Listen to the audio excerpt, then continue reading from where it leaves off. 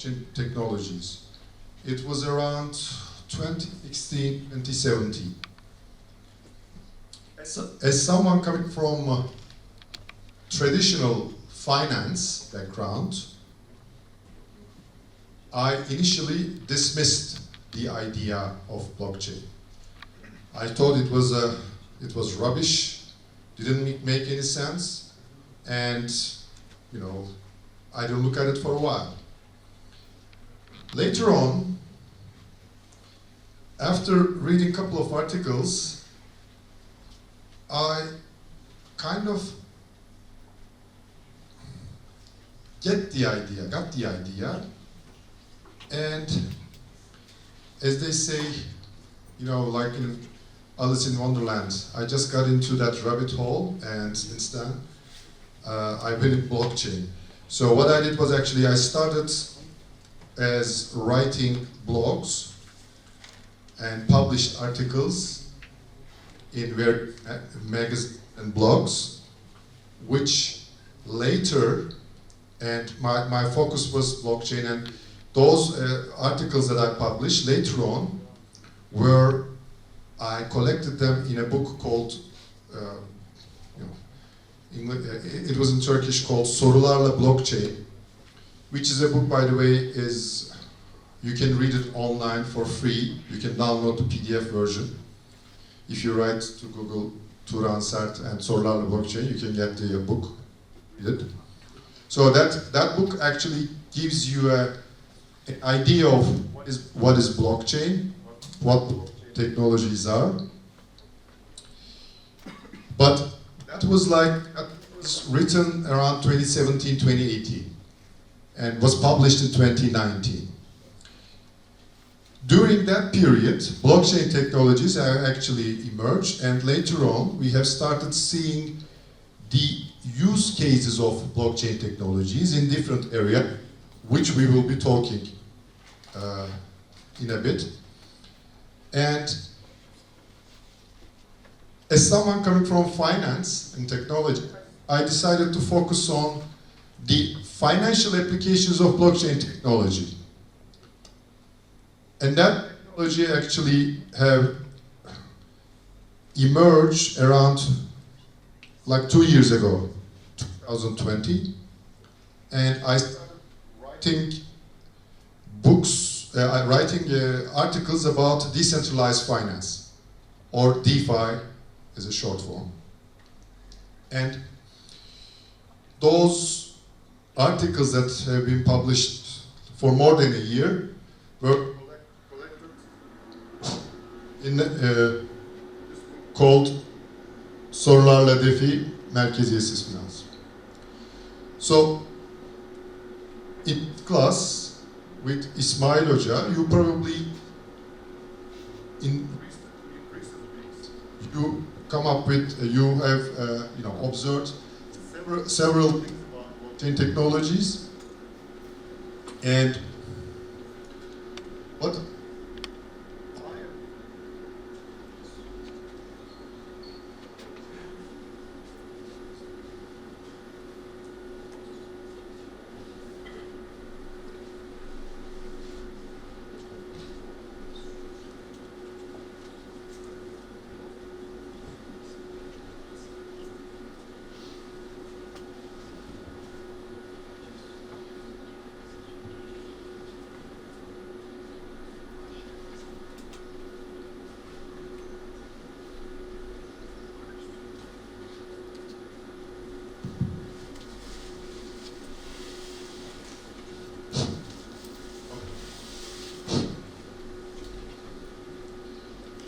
What I'm going to do today is we are going to first briefly look first we have to look at the big picture. We have been talking about blockchain, but what exactly is blockchain and how it fits into the picture? We're going to first look at that. And after that, we will look at the use cases of blockchain technologies, what are the underlying assumptions and underlying technology behind them. Then, as my area is decentralized finance, I will be briefly talking about decentralized finance to you. And only after that, I will give you a couple of examples how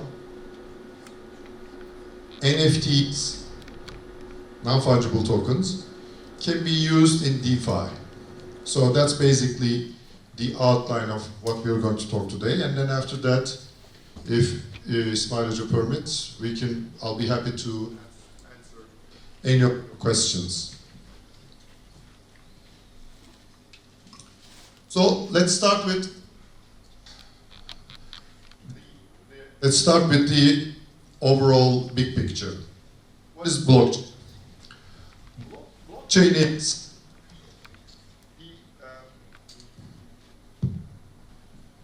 Blockchain is actually the latest stage in our evolution to digital space. What do we mean by that? We are going through an interesting phase in the humanity, which is digitalization.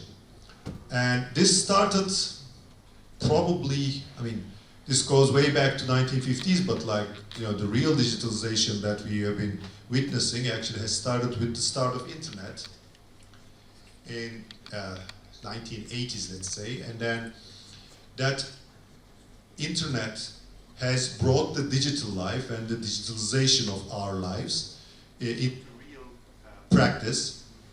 Then, with the invention of, after internet, the invention of obviously the PCs have actually managed to put internet into our daily lives, and the mobile technologies that have come up after that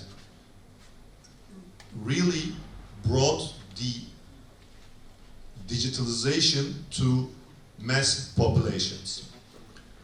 And with the help of digitalization, by the way, we have,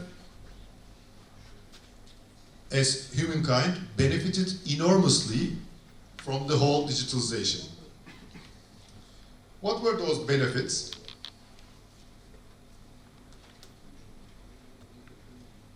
So digitalization has brought many benefits to our lives, and you have all been actually experiencing that in your daily lives. So,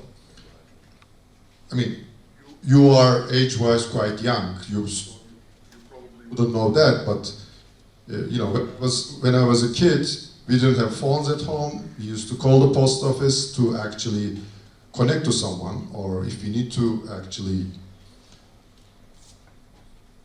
communicate with someone else, the main communication tool was, post, and in order to send the post, you need to go to the post office. So if you actually need to send someone money, you have to go to a bank branch and wait in the line and then send money. So this was like what we used to experience. But with the digitalization, with the PCs and the internet and the mobile technologies, all those activities that really took our time actually were made possible in minutes or in seconds. So, the digitalization brought speed. Now we are actually having transactions, communicating with others, or sending money to others. Whichever activity, all commercial or social activities that we do in life, now we do it in minutes from the comfort of our houses, from the comfort of our sofas, or wherever we want, through our mobile phones. And on top of that, we do it with quite cheap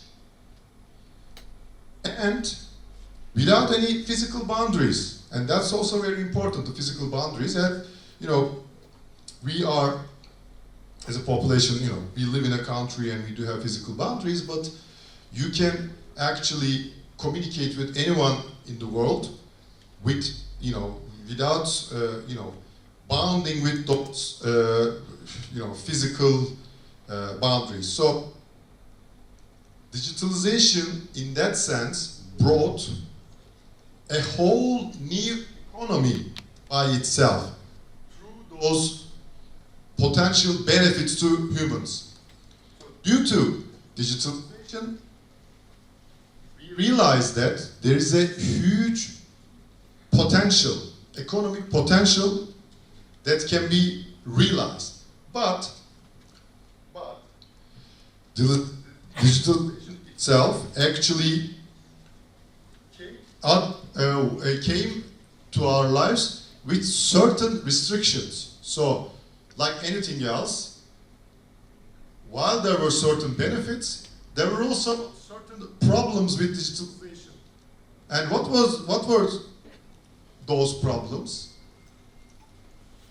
Mostly, the problems we had with the digital life were stemming from the fact that digital life is actually a bunch of zeros and ones when you think of them. They do not have any physical presence. So, when you have zeros and ones, there are a couple of things that are problematic. Like for example, anything that you can create digitally, you can easily copy that thing, whatever that is, multiple times. So, what is the problem with that? A couple of problems. One, you don't know who the original owner of that physical thing is. That, think of like a picture, right? You can just right-click and save, and like you can have the same document, same JPEG picture. So it is really difficult to understand who owns the, who is the creator of any digital asset. So that was one problem. The second problem, for any good, be it physical or digital, in order for that good to be valuable, it has to be scarce, meaning it has to be limited.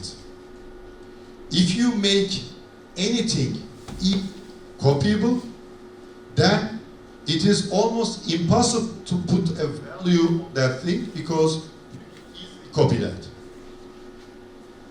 Just think of like going to Antalya, to Konyaaltı beach, and trying to sell sand. Just go and like put a stand out there and try to sell sand. Would anyone buy?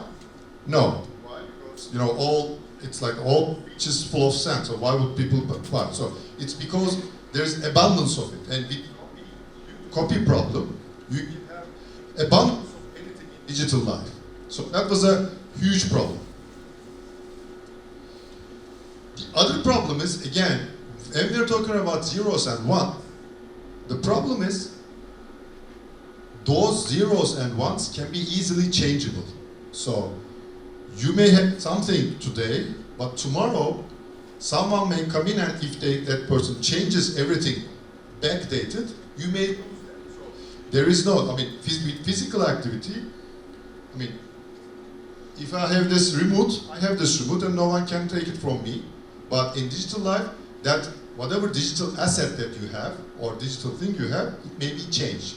So these were problems that we had in digital life. And due to that, actually, what happened was we did have this new economy, but due to these problems that we have, we as people didn't manage to fully realize that potential, but rather we have benefited those potentials through intermediaries. What do I mean by intermediaries? Anyone that help us, any institution that help us to communicate with others socially, like Facebook or Instagram or Google, or economically, like banks. So what happened was, now with the digitalization, we don't need to go to a branch, but in order to send money to someone else, we actually had to go to a bank.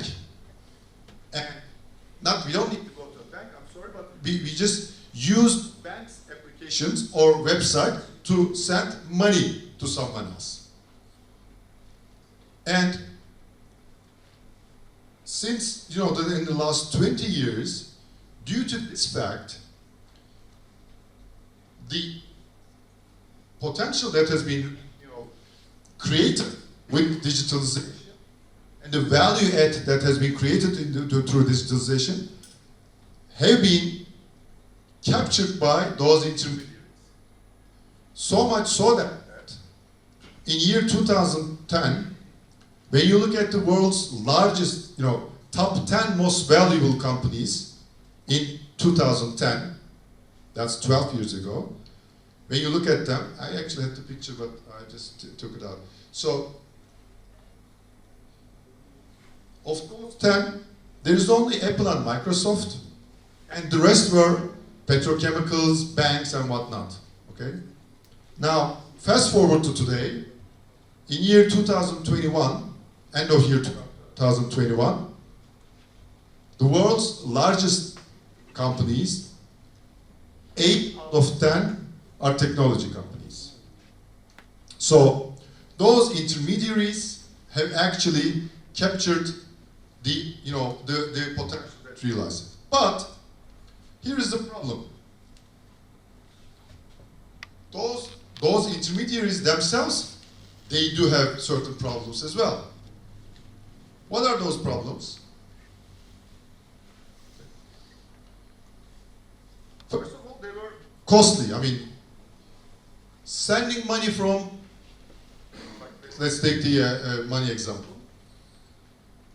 Sending money from, your account to a friend of yours, let's say Germany, it should, it's nothing different than sending an email when you look at it. But you have to pay $80 for sending money to your friend.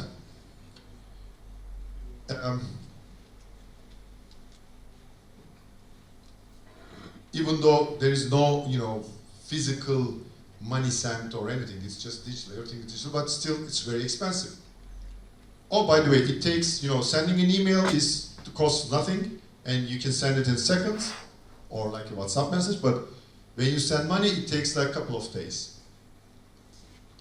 Oh, by the way, in order to send money, you have to actually go to a bank, or like you need to have a bank account, you need to actually fill out forms, you need to be a bank member, so there's like all this bureaucracy that comes with that, the red tape. And by the way, if your friend is in Iran, good luck. You will not be able to send money to them. Why? Because United States decided to actually have sanctions against Iran, so you will not be able to send money. So you are actually bound by physical boundaries here. So this was more like on the financial side. On the social side, we have been all using, perhaps you don't use it that much, probably your parents use it now, Facebook and all those Googles and whatnot. These institutions, they became so central in our relationship among us that they became among the top 10 companies, most valuable companies in the world. And how did they do that? They first, when they started Facebook and Google, they didn't have any business model. So what they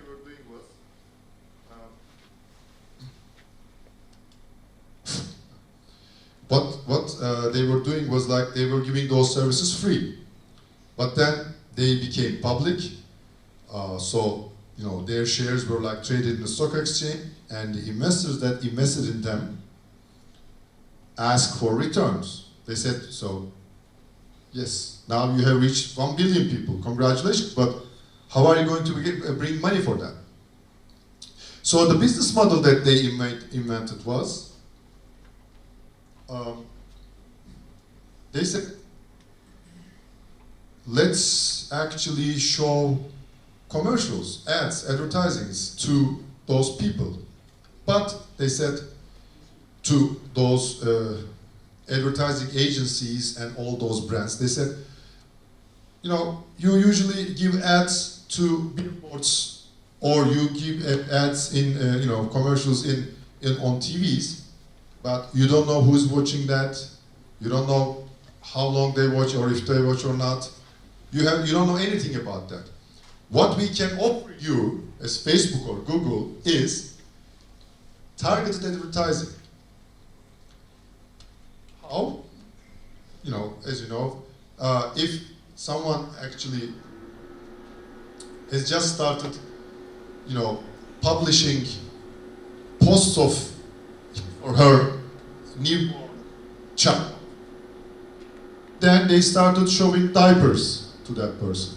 So they managed to actually have, you know, pointed, targeted advertising to the populations. Now, in order to do that, they need to know about you. They need to know who you are, what you do, what you are interested in.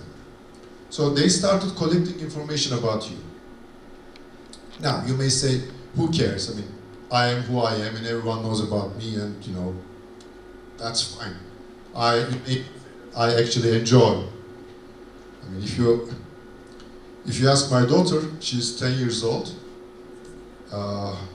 before New Year's, or I'm sorry, before her birthday, she was actually, whatever she was actually talking to her mom's phone. She said, I want this baby, I want this baby. So, you know, the phone started showing those advertisings to her mom, and she actually bought that gift. So actually she benefited from that. So that's the funny part. But the thing is that if any of you watch the, I think there are like a couple of movies at Netflix, The Social Hack and Big Hack, if I'm not mistaken the names. These information that about us that they collected, actually, they started using it for other means as well, like changing our behavior, especially in elections. So they, through the post that they show to us, but like that was in the US, they change how people vote or if people vote or not. So it becomes a really dangerous game. We, people, start losing our independence or losing in power against those intermediaries. They become so powerful that they could do anything. Just ask last year, I think it was beginning of last year, Donald Trump. Donald Trump is someone that I don't like a bit, but he had in Twitter 88 million followers, 88. And one night, Twitter just pulled the plug and his voice is gone. How did they do it? They don't need to they don't have any accountability. They just decided that what Trump says is a threat to US security, and they just pulled the plug. How do you know if they're going to pull the plug on you? You may never know. Do you have any power? No. This is a huge, I mean, you have like followers and whatnot, people that you follow, and you just be completely left out of that whole social relationship. So these are the problems that those intermediaries has brought in. So capturing our information and capturing the big chunk of the value add that created through digitalization. Now, we have, as populations, we have seen these since, you know, in the last couple of years, but for many technology people, they have seen it at very early stage. there's a movement called cyberpunks movement.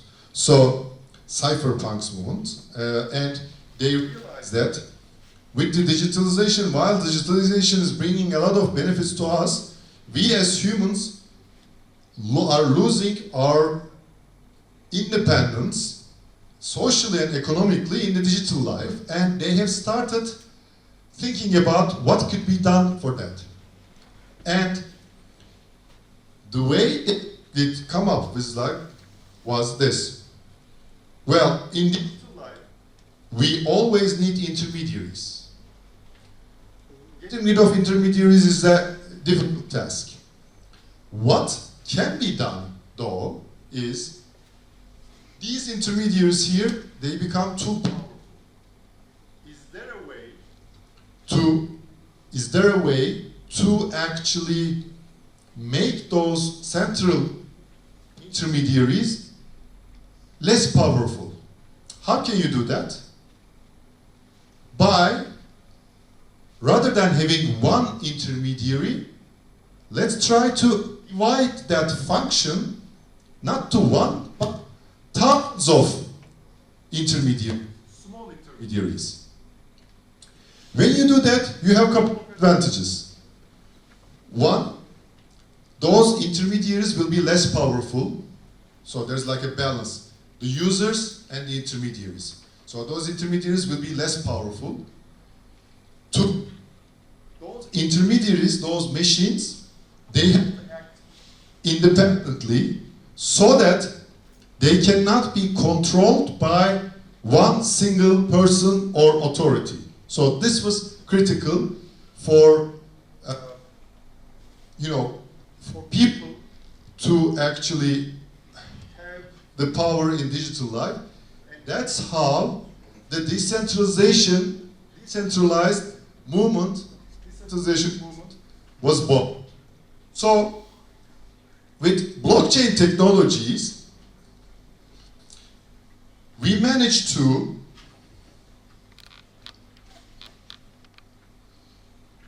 solve the problems that this digital life brought in, which was originally helped by intermediaries. So in order to actually reduce the power of intermediaries, we had to actually solve these problems.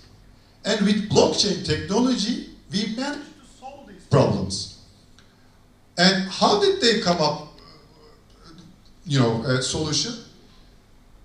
One was like, with the blockchain, we as people managed to actually have digital assets that cannot be copied, that cannot be changed, just like physical assets. So, digital assets became like physical assets in the sense that they can be owned, just like I own this remote control, that can be owned by people, and that cannot be changed, so just like a physical asset. And the other thing is, that can be fully claimed by people and can be transferred to another person without a central authority, without the need to central authority. So the blockchain technology created that trust. In order to do that, as I said, this copy thing, blockchain technologies managed to create scarcity. So this was, a very critical thing that blockchain brought to our lives. So this way, this allowed people to actually have peer-to-peer relationship with each other and moving the power from centralized organizations to distributed machines. So what is the result? The result is power moving back to individuals from central authorities.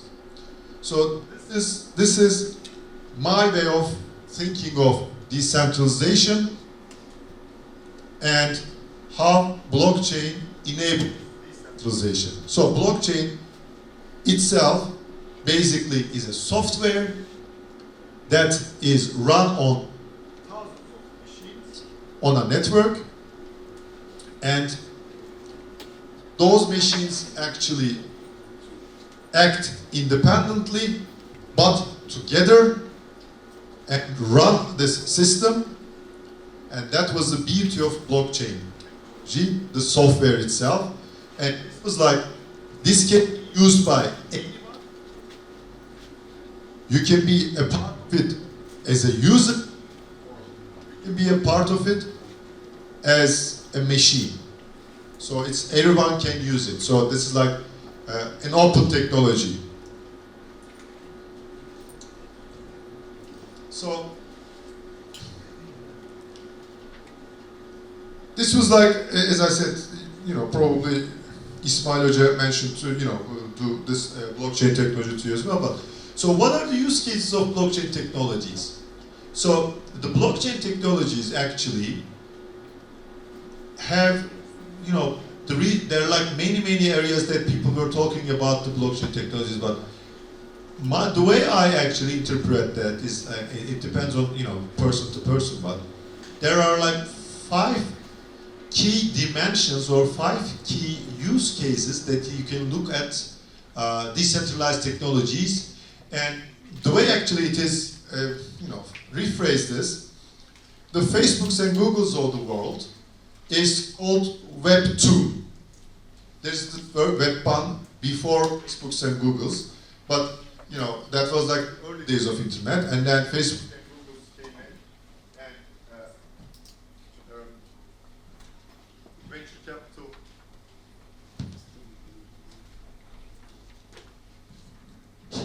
in, and venture capital actually poured into this area, money poured into this area. It became commercialized, it became actually globalized, but then those institutions, that 2 institutions became too powerful, and now there is this trend that goes from Web 2 to Web 3, which is decentralization.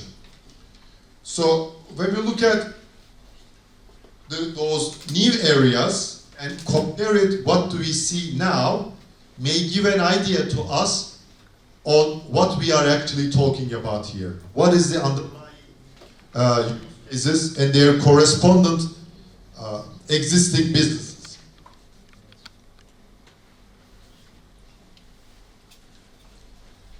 The first one is fiat currency. Fiat currency is, I don't know if you know the term, but like fiat currency means currencies like US dollar, euro, Japanese yen, TL, whatever. Currencies that are under the command of central banks, issued by central banks. So fiat currencies are all currencies that are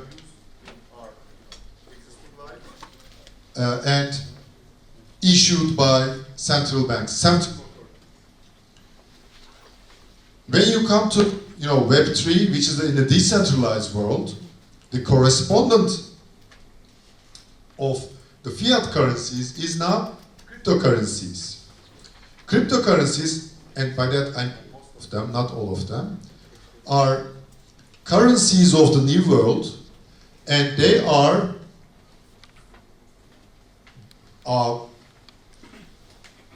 created, developed, and now sustained, maintained by groups in a decentralized way. So that's an area probably you are most familiar with, because people are all talking about cryptocurrency, buying, selling, whatnot, but they do that without, just for most purposes at the moment. The other aspect of it, which is actually directly correlated to what we have in this class, is NFTs. NFTs, non-fungible tokens, are actually, certificates of ownership of digital assets. So, again, this is not, when you talk about, for example, just let's go with a simple example of a JPEG picture, right? Which was sold for $1 million. You probably wonder why. But and we'll get to that, but like, the picture itself is not an NFT. NFT is a token that shows the ownership of that digital asset. So, in physical goods, we do have physical goods, or the ownership certificates of digital goods, physical goods. I'm sorry, and in this new decentralized world, we do have NFTs, which is digital assets, and their ownership are recorded on blockchain through NFTs. So that's a new developing area of the decentralized technologies, blockchain technologies.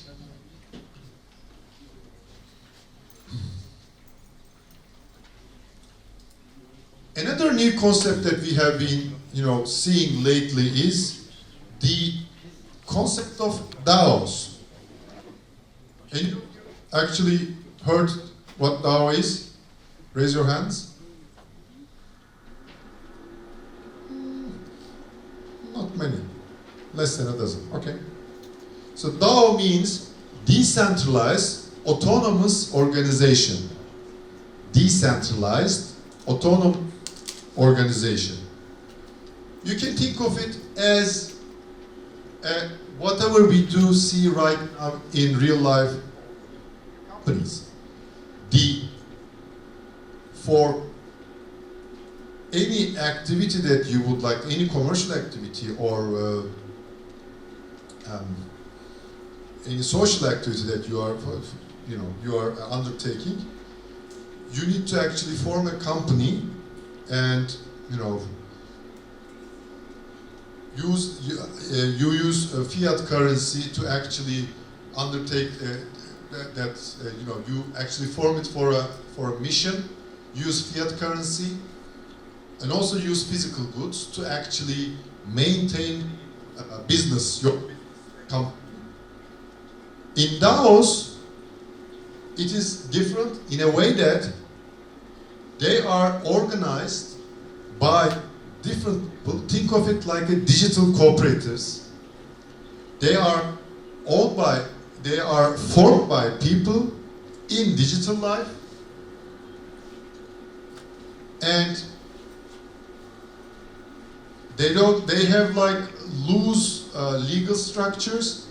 They use crypto to actually create economic environment around those DAOs. They are formed, by the way, to actually undertake certain missions, like investing together for certain businesses, or people come together to actually for a social cause, rather than going through a company or an organization in real life, which is like a long process. People can actually form DAOs in a very short period of time, and go through a process. Let me give you a quick. Actually example of the DAOs. You may have heard of that one example, which was last month or time. American Constitution, the originals of American Constitution, printed copy. There were like 13 copies of American Constitution, first Constitution. 12 of those were in museums, under museums, but one was under a private collection. And that owner of that collection decided to sell this original copy of American Institution. Put it on sale, I think on Christie's or Sotheby's, I'm not sure which one. So, the auction was going to be on a Thursday. Couple of people, friends, 1 week before that Thursday, they came together and they said, would it be possible if, would we be able to buy this through a form of DAO? So they decided to form it. They form it like in a couple of hours, and they announce it. They put a Discord channel and whatnot. And by Monday, in 3-4 days, they managed to raise $2 million by Monday, 4 days before the auction. And then everybody started hearing about it and talking about it. And by Thursday, by the time the auction comes, they collected $47 million in 1 week, from idea to execution. This is impossible to do it in real life. So this happened. In the end, they lost the auction. Someone else actually paid more. I think $50 million or something, and bought it.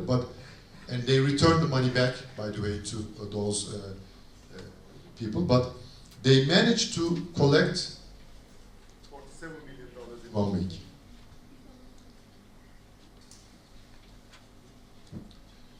So, for any companies or for people using fiat currencies to buy physical goods or like engage into digital engage into activities, we used to use financial institutions, or as they call it, traditional finance, like banks and financial institutions right now. We do. Whereas in this life, in Web3, in new life, those activities are performed by decentralized finance. So this is like decentralized finance is whatever it was, financial institutions in real life. And lastly, by the way, a recent thing that you may have heard from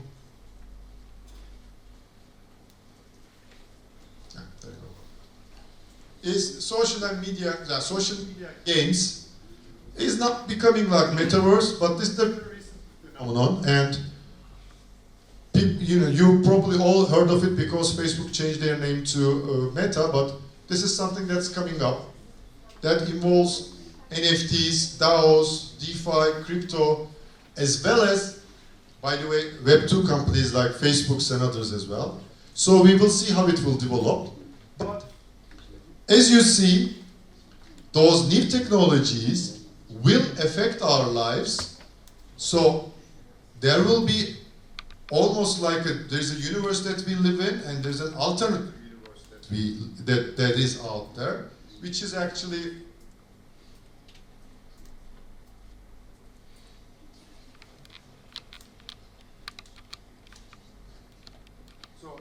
if this is the universe that we live in right now, physical world, with our cars and houses and like the banks and whatnot. So crypto or Web3 is more like those islands out there, or universes out there that are not connected to actually our real life. So they are all separate lives or separate universes. And these are blockchains, and these actually applications are formed on top of blockchains. So the blockchain technology has started with Bitcoin. I mean, the founder of Bitcoin, person, we don't know, male, female, or whatever that person is. Satoshi Nakamoto, he actually formed Bitcoin in 2009, and his major invention was the blockchain technology. And he created a digital money called. Now, the thing was the community, so it was actually owned by the community, Bitcoin community in the beginning.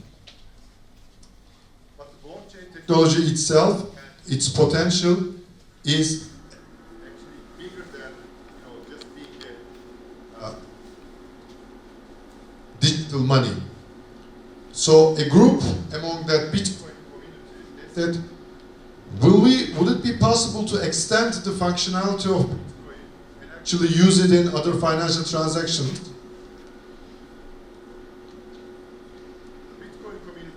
No.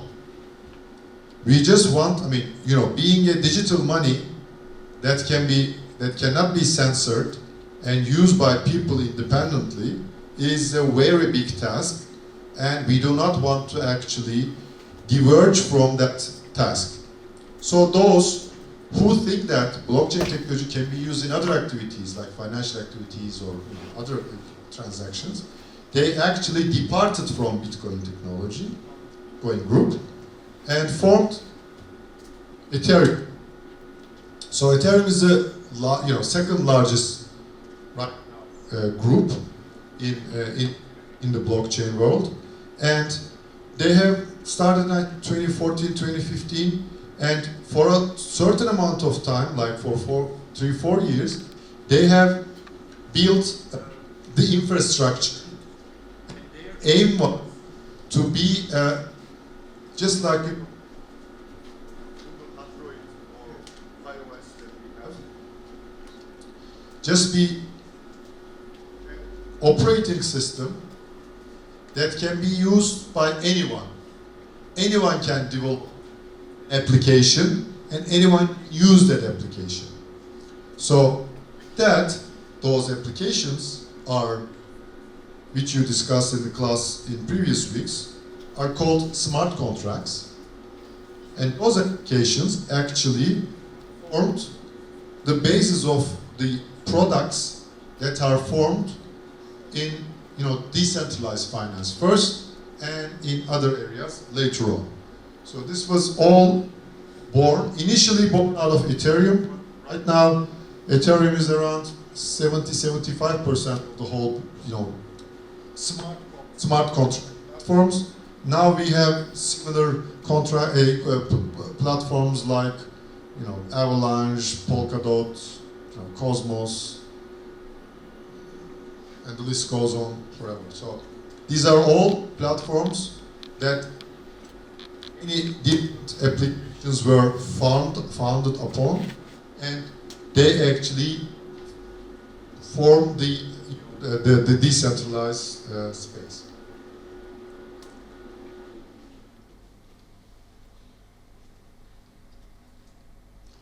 So I think we're running a bit of. Yeah, we have time. There are like three major things of the DeFi, decentralized finance, and actually this is like you can actually apply this to other use cases of blockchain as well. One of the key things is DeFi or decentralized finance is based upon open source. Do you know what open source is? Have you heard about open source? Yeah, a couple of you. Okay. So the main idea of open source is this. Now, in a typical, let's say a bank or a financial institution, when you actually make a transaction with them, when you put money in them, in your bank account, you kind of trust them, right? Because why do you trust them? Because they've been around for like decades, and they have been, they have central head offices, they have branches, they are regulated by government, they have huge capital and whatnot, so they actually create a certain kind of trust in you, and that's why you actually put your money.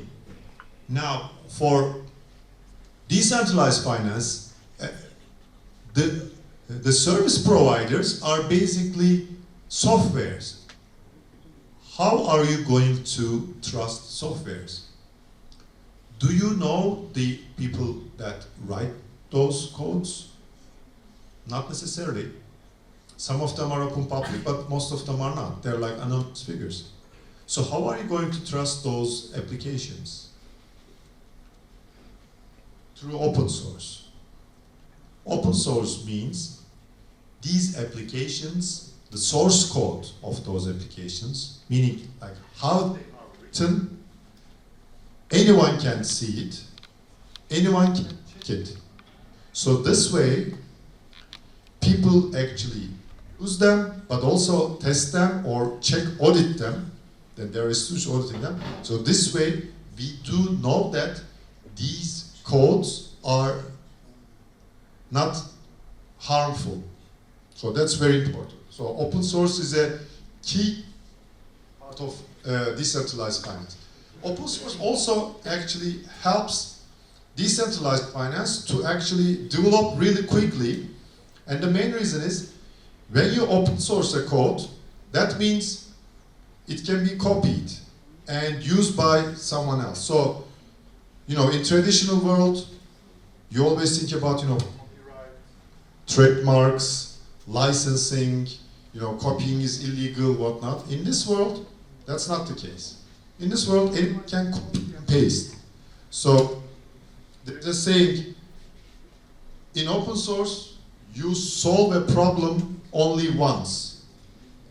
Whereas, in a traditional sense, if there's a problem, let's say there's a problem in banking, each and every bank tries to solve that problem internally in their offices through their software engineers.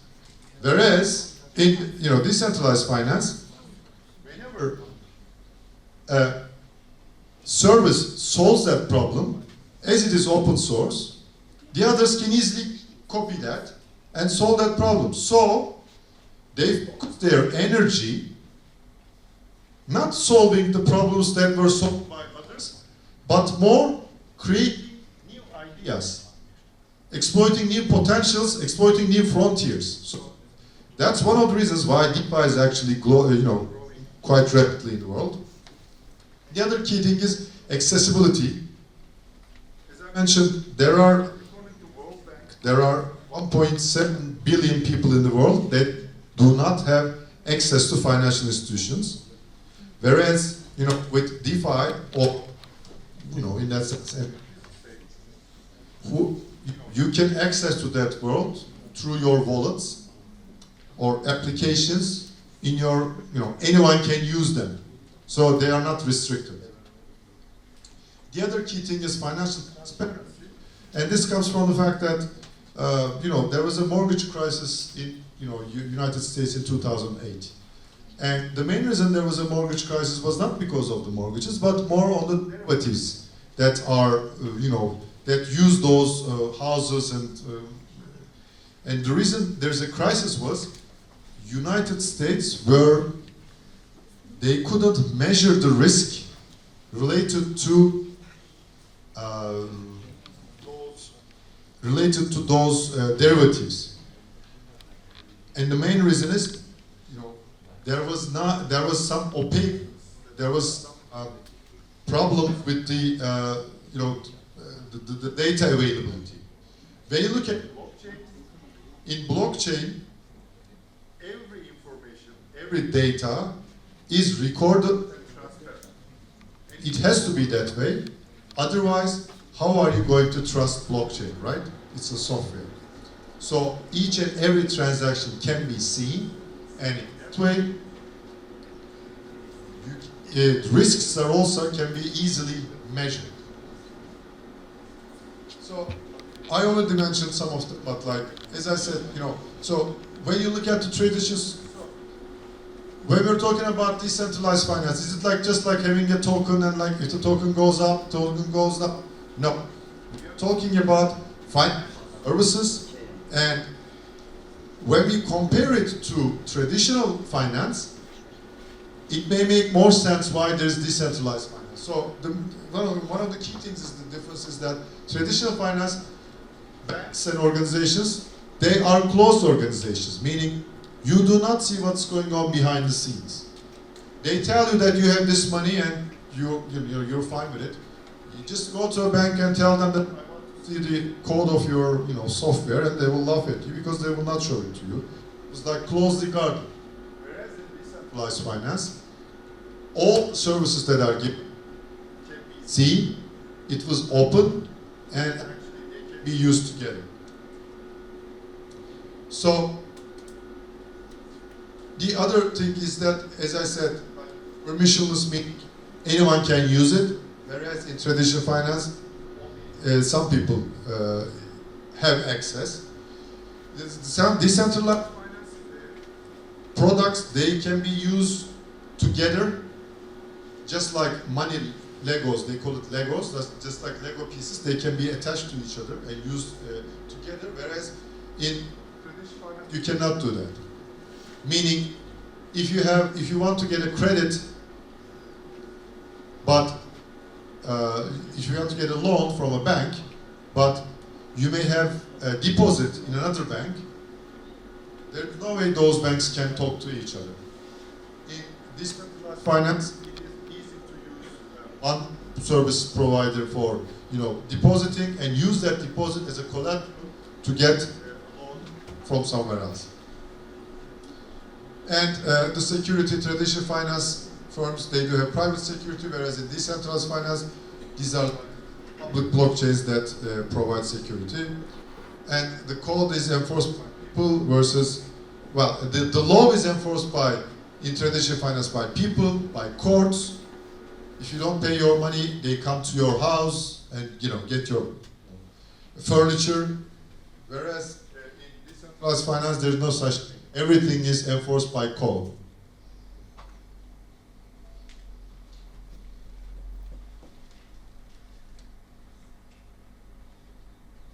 So, what does that mean? It means the power is given to the consumer in decentralized finance, or decentralized world, Web3 in general. You know this figure, right? It's, I think, Shira, which is like, have the power, but power also brings responsibility. And the other thing is, just as I mentioned, it's like money Legos. These are like the key concepts that you may see in finance. They were all connected. These are all different products that can be all used together. So, very briefly, the opportunities are, various opportunities due to the efficiency, the transparency. Everyone can use it, and they're like, you can create different products. So it brings a lot of potential, but there are definitely risks that, I'm not going to go into details, but you need to know that these technologies, especially, for DeFi, it is, it's about money. It's like a risky concept. We are talking about value, people's value, people's lives. So these products or services are still in the early stages. They are developing, but it's still in the early phases. So when we talk about crypto, let's look at the big picture. So these are like the investment products that people use in the world. The one you see here, it's not very readable, but it's like, this is gold. It's like around 10, 11, or perhaps $12 trillion, the gold in the world. And this one is stock exchanges, and that's, this is, by the way, from 3 years ago, so it's probably changed a bit, but this shows the stock exchange in the world is around, 80, perhaps $90 trillion. So the next investment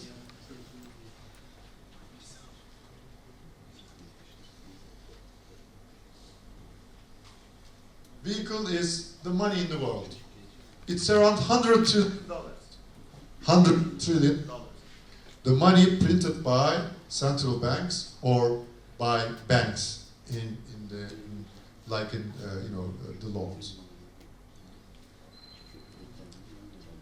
And the next one is the bonds, the treasury bonds that are issued by the treasuries of the government or the company. And that's around $200 trillion. Then comes real estate. The houses, the residential places, as an investment vehicle. And as you see, that is around $250 trillion. I'm going to put the largest investment vehicle here. Can anyone guess what it would be? The largest investment product in the world. Any guess? Gold. Gold is here. Anyone else? Would it be crypto? No.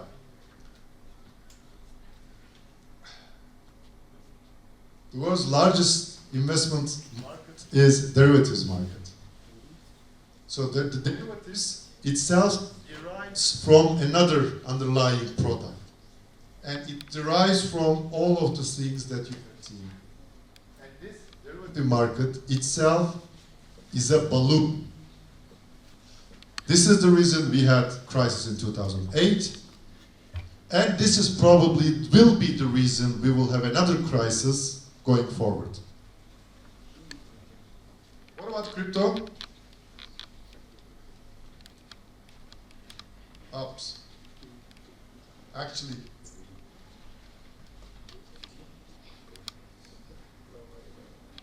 it's just here. It's someone said 2, 2, 2, 3, and actually that's the correct number. 2.5, 2, depending on the day. It could be 2, depending on and the DeFi itself is actually the largest use cases of crypto.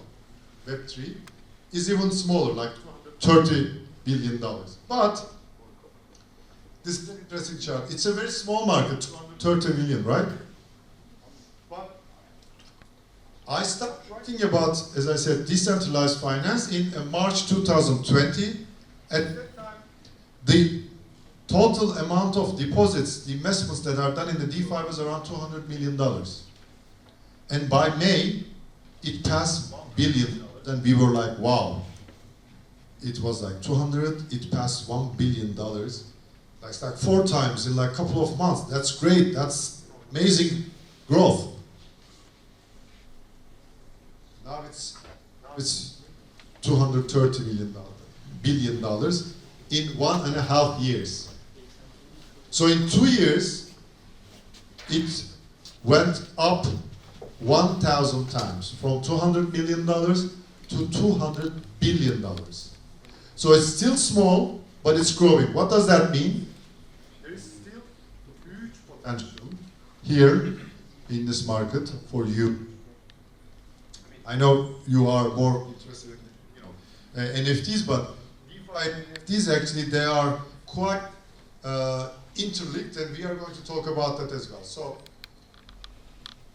this is I have been asked this question a lot, so what is NFT and why NFT actually, how NFT creates value? And I'm pretty sure, Hocam, you have been talking about it and you will be talking about it a lot, but this is how I see it actually. And this is like something that I didn't copy from anywhere. It's just my interpretation of how NFT creates value. So just think of a digital art piece, okay, or a physical art piece. So the physical art piece, again, I'm not an expert in art by no means. It's just from someone looking from outside. In a physical art, there's like this, and sort of like inner value, intrinsic value of art, whatever it is. And then there is always this speculation, like who did it, how it's if it's widely known or not. All those things that actually adds like an aura, like a whole add value to it, and that's how you actually see the value of something in an art piece, okay? Now, when you actually come to NFTs, it's a bit different, and NFTs, so you still have the inner value, you still have the speculation, but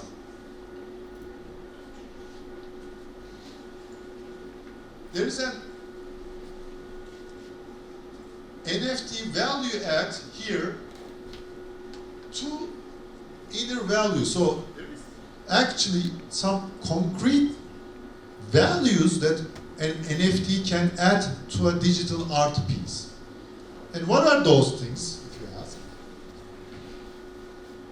So the main thing is it actually brings authenticity. What do we mean by that? When you have like a painting, a Van Gogh painting or whatever it is, whenever museums or buyers, when they buy it, before they add it to their collections, they all go and like they check, right? Check if it's real or not. and that's like a huge, expertise, and it's quite costly. Whereas here, in NFT values, when you buy an NFT, all you need to do is just go and check the blockchain. The creator of that art piece puts it into blockchain as the ownership of that piece in the blockchain. You can easily see that if it's a real piece or not through blockchain. So NFT brings that in. It also, obviously, it brings a wider market because you are not bound by, if you have a piece in Istanbul, your market is like in Istanbul, or even like if you have a piece in Beşiktaş, it's really difficult to actually have people, attracted to it from, Davutpaşa. So there is you can now, with the NFTs, the whole market, the whole world actually is becoming your target. And obviously, moving pieces from one place to the other, physical pieces, when you think of it, is quite costly business, whereas in NFT, you don't need anything. These are like digital things. One other thing actually is, one of the values that a piece has is who owned that piece in the past. So what were the collections that were coming out? So if a piece is owned by a famous collector, the value of that piece goes up. It may sometimes be really difficult to know who owns this because it's usually word of mouth. They say, oh, this was owned by this collector. You don't know if it's true or not. It's just word of mouth, and you hear from people.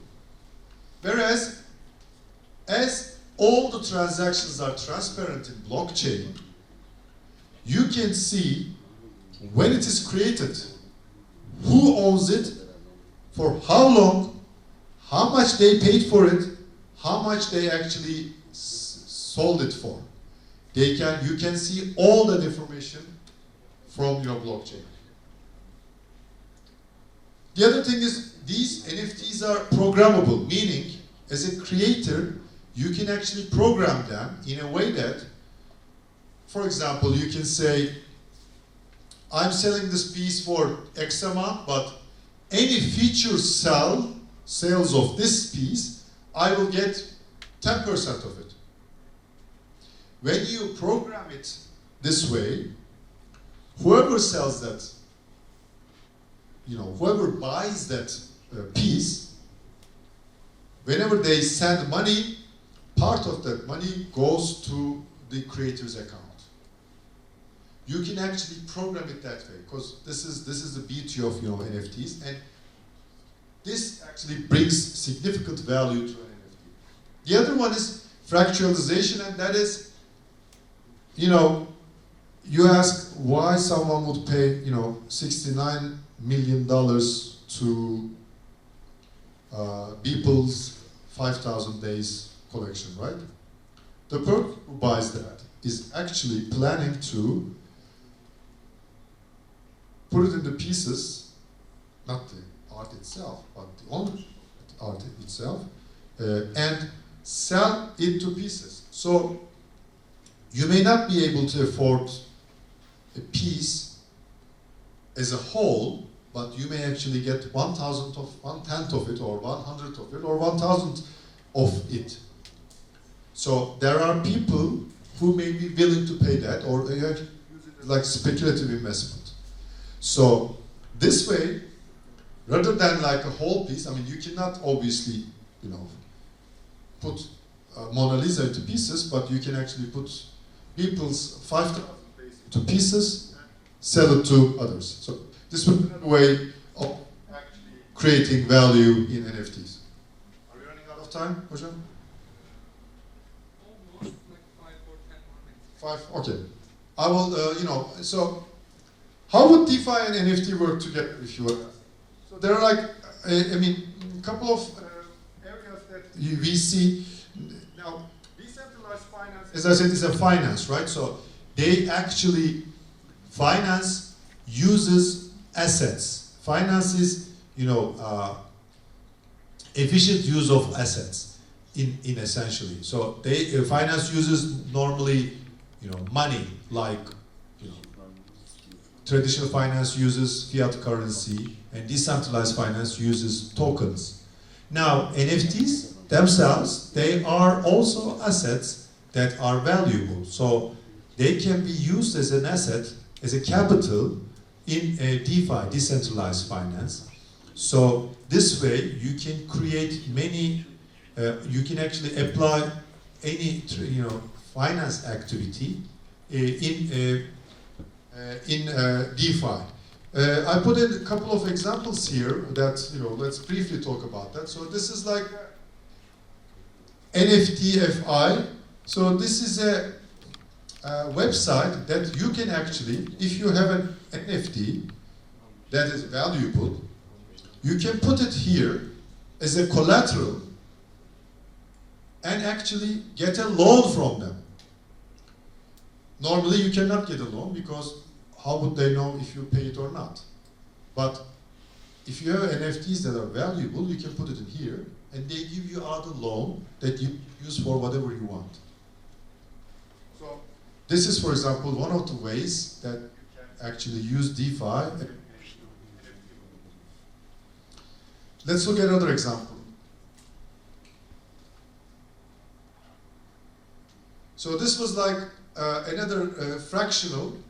Fractional, what it does was like, so this is, does any of you know this? CryptoPunks, right? These are like quite expensive. I think the cheapest one is around, if I'm not mistaken, 70 Ether, so it's around $250,000. So what they do is like, those pieces, they actually fractionalize it, like put it into pieces and sell it out to people. So this is another way actually to utilize NFT in DeFi.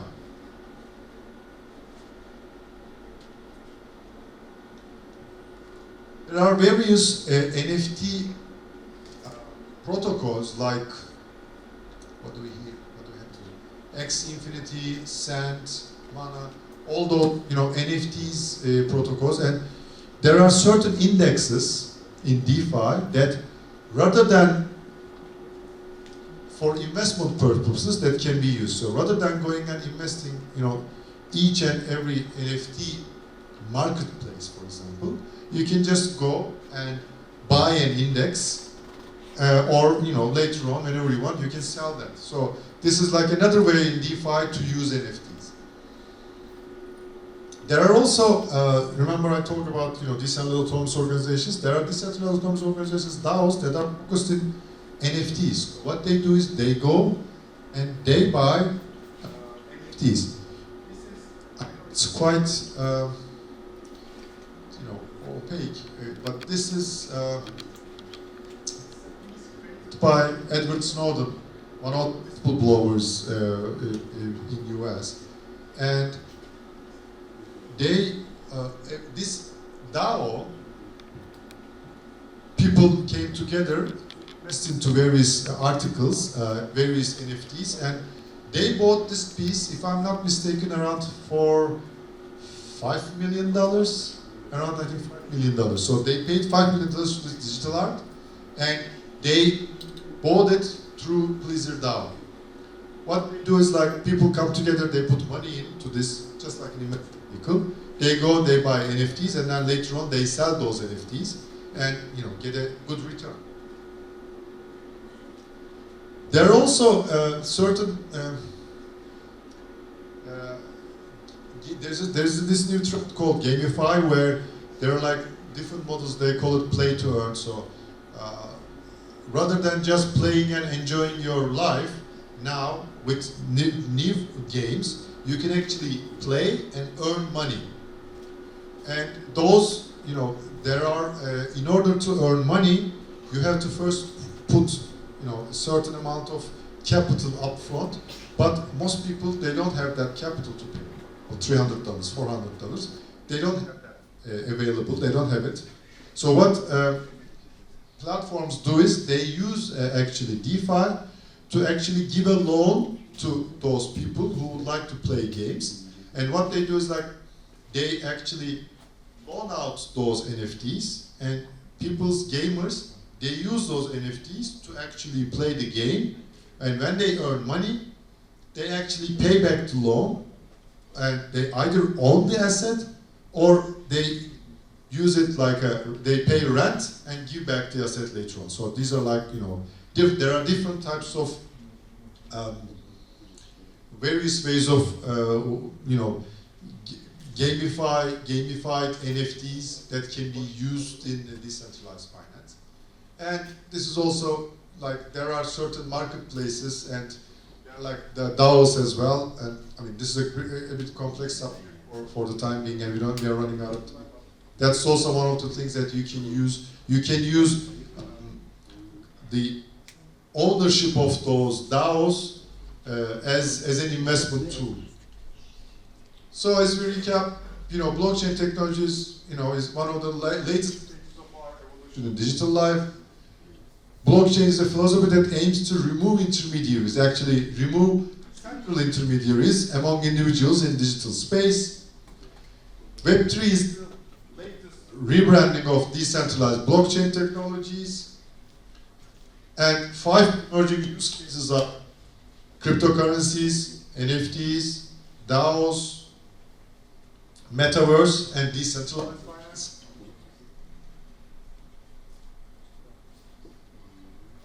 So those protocols give power to consumer. However, do not forget that with power comes responsibility. And lastly, we are in the very early stages, and it will take some time for protocols to come in and start working and then running. And then there are many opportunities also in DeFi and NFT cross-section space. So there are many of them.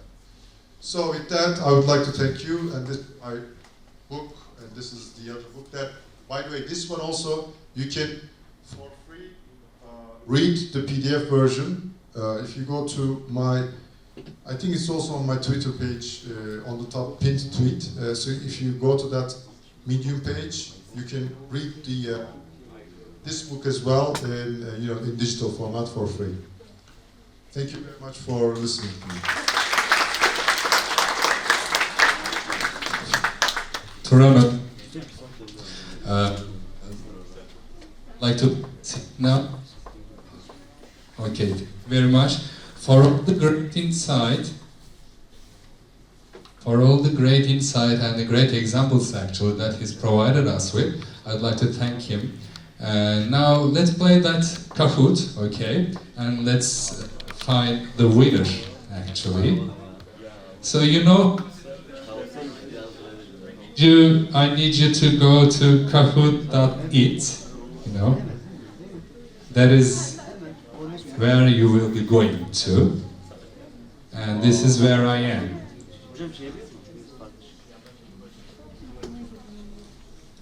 Okay, so let's see.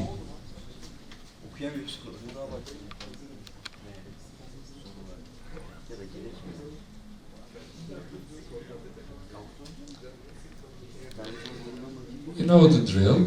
You're gonna see a pin and you're gonna enter it on your mobile phones, okay? So let's play the classic. And here we have the game pin.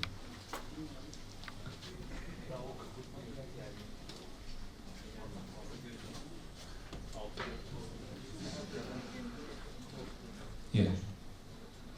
So it's first, Elena next.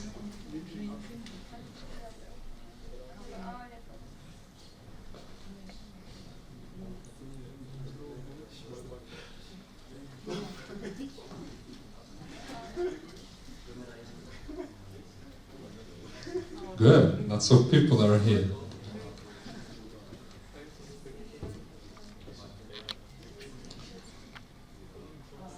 Did I just so have Titerim? Okay. No, that's not me. That's not me. I'm here. Okay, good. Let's begin. and see how it goes. I'm gonna be dropping my mic here.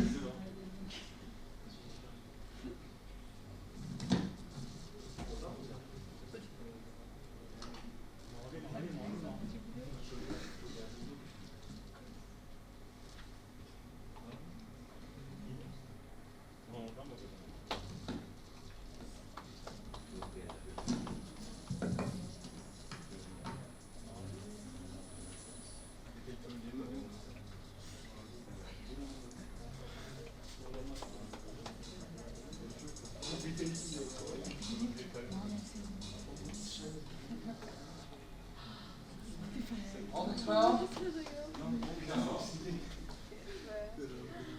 Good. Next one.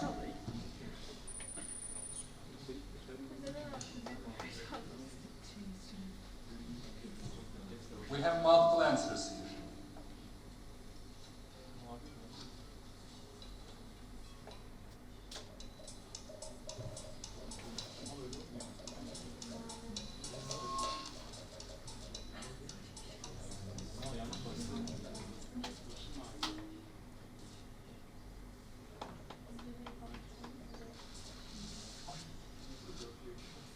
Actually, all of them. All of them.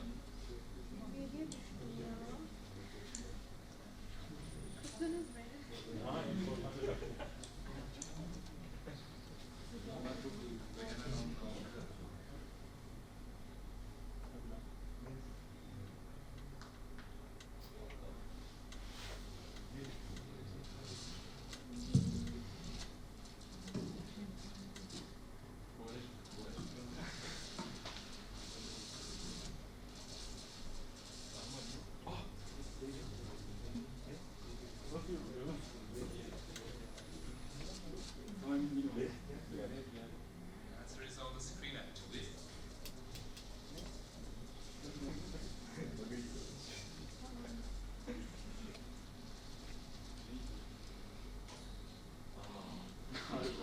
Good, blocks of course.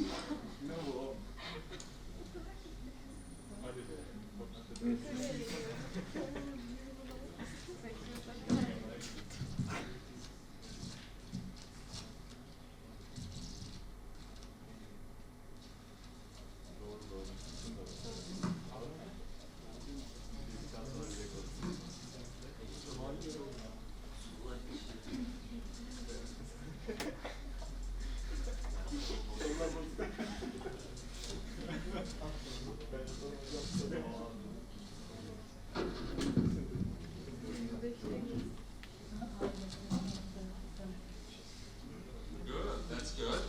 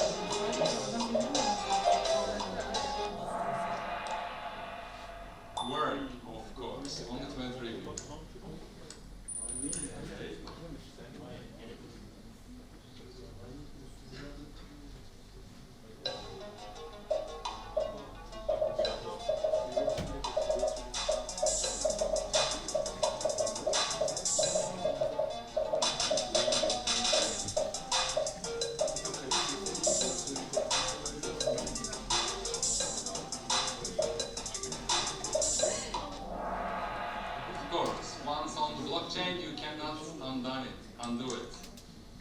Will Smith, don't come over here, okay?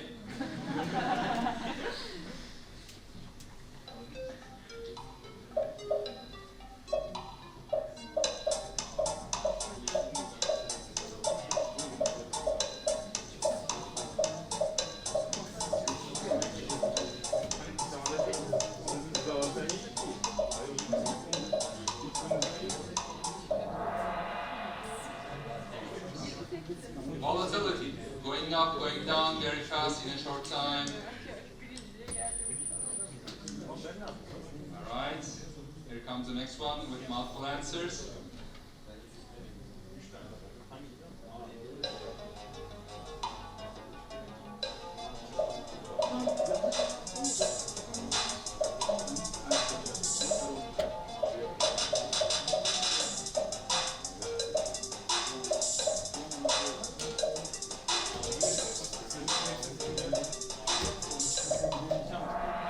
All of them, yes. All the characteristics of Ethereum. Good.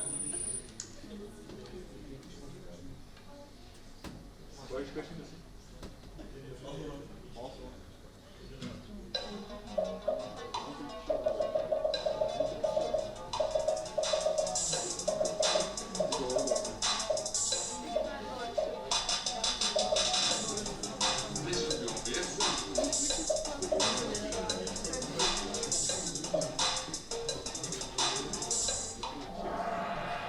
Of course, the main difference between Ethereum and blockchain. Okay, next one.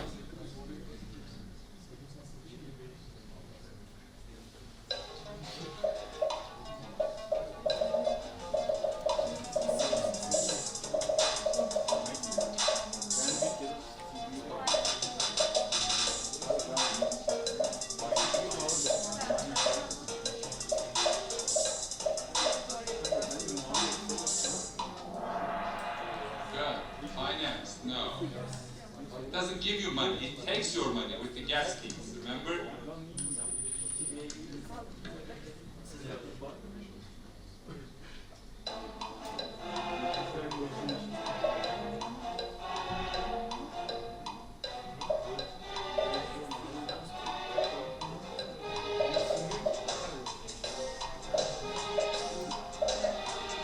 Such easy if you're following my costs.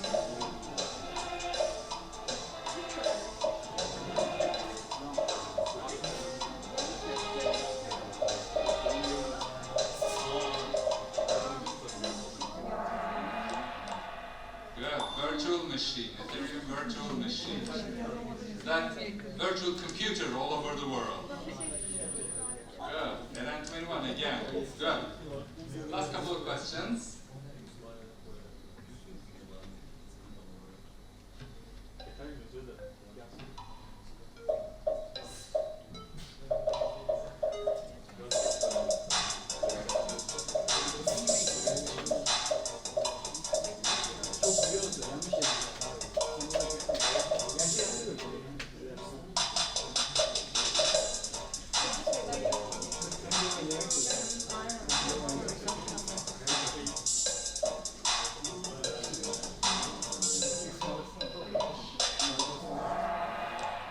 Gas or gas fee. Remember, like tax. Ethereum tax. Good?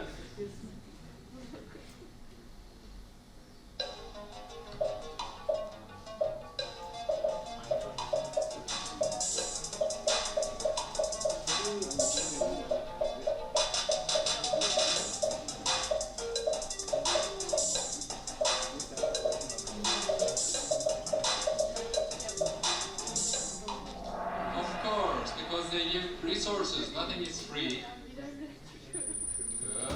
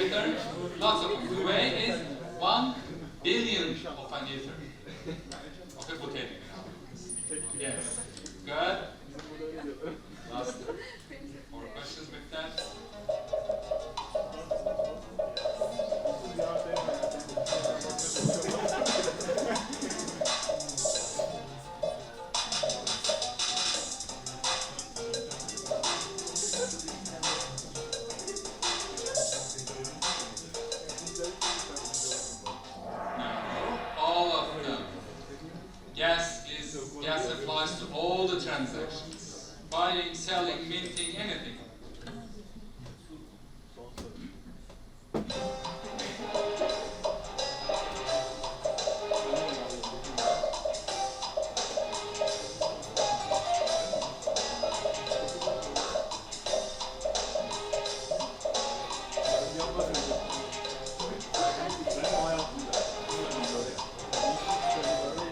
Yes, supply and demand. The more people want to do transactions on the Ethereum, the more you have to pay.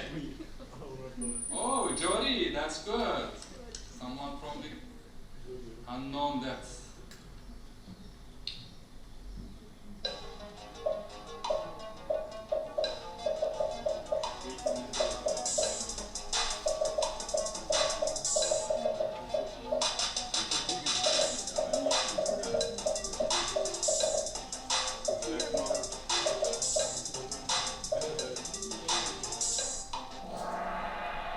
Of course, no money, no honey. Easy.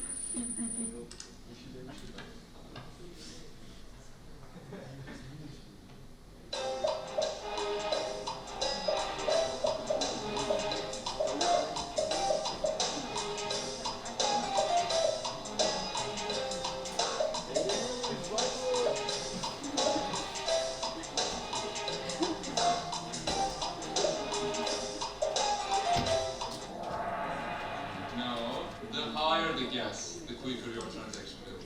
Ya şaşırtmaçlı soru. Of course it is. Son soru. Yes, final one.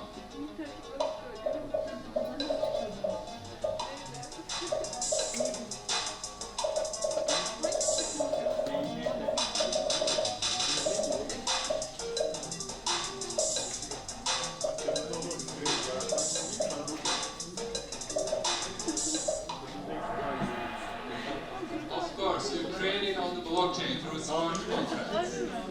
And now we have the podium. Number 3, Pelin. Congrats, Pelin. Jody, number 2. And number 1, we have Ismail. Please do come on the stage. Do come on the stage. Who is this with you?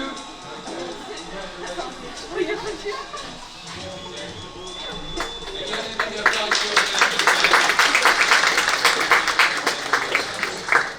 hopefully, thank you again. But before we leave, I'd